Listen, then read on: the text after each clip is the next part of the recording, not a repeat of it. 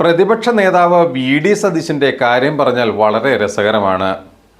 അറക്കാൻ വച്ചിരുന്ന തടിയുടെ ഇടയിൽ വാല് പോയ അവസ്ഥയിലാണ് ഇപ്പോൾ വി.ഡി. സതീശൻ. ADGPയെക്കുറിച്ചും RSSനെക്കുറിച്ചും CPMനെക്കുറിച്ചുമെല്ലാം പറഞ്ഞത് എല്ലാ തരത്തിലും വിഴുങ്ങി വെട്ടിലായിരിക്കുകയാണ് പ്രതിപക്ഷ നേതാവായ വി.ഡി. സതീശൻ. തൃശൂർ പൂരം കലക്കാനാണ് ADGP MR അജിത് കുമാറും RSS ജനറൽ സെക്രട്ടറി ദത്താത്രേയ ഹൊസബളയും കൂടിക്കാഴ്ച നടത്തിയതെന്ന് താൻ പറഞ്ഞിട്ടില്ല എന്നാണ് ഇപ്പോൾ പ്രതിപക്ഷ നേതാവ് വി.ഡി. സതീശൻ പറയുന്നത്. കേരളത്തിൽ അക്കൗണ്ട് തുറക്കുക എന്നതായിരുന്നു BJPയുടെ ആഗ്രഹം.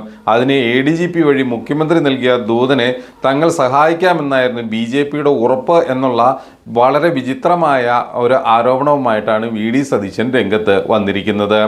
നമുക്കെല്ലാവർക്കും അറിയാവുന്നതുപോലെ കലക്കവെള്ളത്തിൽ മീൻ പിടിക്കാനായിട്ട് എട്ടുകാലി മമ്മൂഞ്ഞ് കളിച്ച് നടക്കുന്ന വി.ഡി. സതീശൻ്റെ ഇത്തരം നിലപാടുകൾ വലിയ തോതിൽ സംശയാസ്പദമാണ്. കാരണം യഥാർത്ഥ വിഷയങ്ങളിൽ നിന്നും ശ്രദ്ധ തിരിക്കുന്നതിന് വേണ്ടി വലിയ തോതിലുള്ള നീക്കങ്ങളാണ് പ്രതിപക്ഷ നേതാവിൻ്റെ ഭാഗത്തു നിന്നും ഉണ്ടാകുന്നത് എന്നുള്ള കാര്യത്തിൽ ആർക്കും തർക്കമില്ല.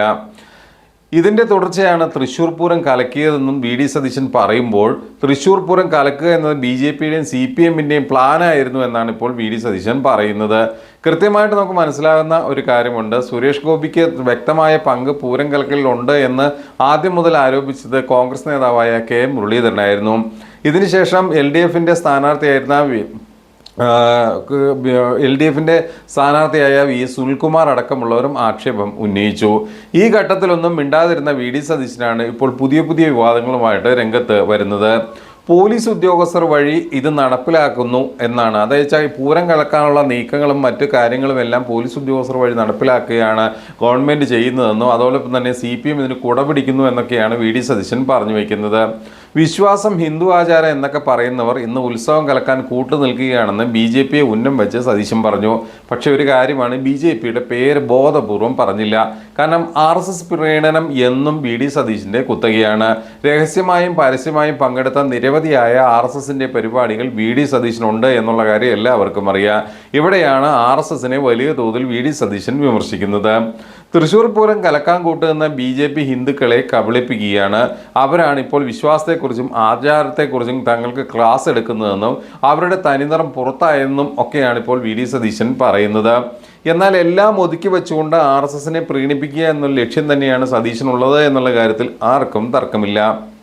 മുഖ്യമന്ത്രി മുൻപും പോലീസ് ഉദ്യോഗസ്ഥരെ ഉപയോഗിച്ച് ചില ഇടപെടലുകൾ പ്രദേശത്ത് നടത്തിയിട്ടുണ്ട്. ഇവിടെ തൃശ്ശൂരിൽ നടത്തിയിട്ടുണ്ട്. CPM പ്രവർത്തകരെ ഉപയോഗിക്കാത്തത് അവർ പിന്നീട് മാറ്റി പറയും എന്നുള്ളത് കൊണ്ടാണ് ആരെയും വിശ്വസിക്കാൻ പറ്റില്ലല്ലോ.